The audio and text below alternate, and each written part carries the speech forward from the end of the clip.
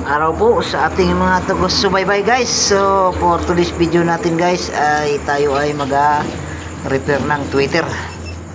Dahil ito ay sira na guys, naputula ito niya isang wire. Kaya tayo hinihinang ko.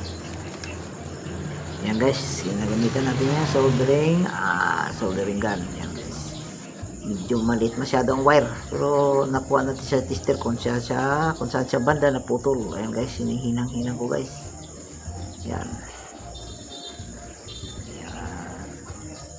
Ayan ay 300 watts 8 ohms yung Twitter natin guys. So naputol yung kanyang magnetic wire, so na-welding nahinang naman din natin.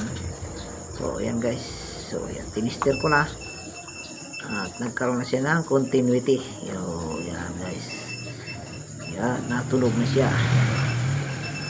Yan, okay na.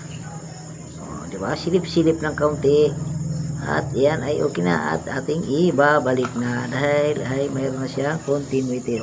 Testing uli. Ayan guys, so good na siya. Yan, at ating ibabalik na yung kanyang takip. Yan guys, diba, ganun lang kasimple. Kailangan eksperimentuhan niyo yung gamit niyo kahit pa paano makatipid tayo sa pambayad papagawa. Okay guys, hanggang dito lang ating videos. Salamat sa inyong panonood.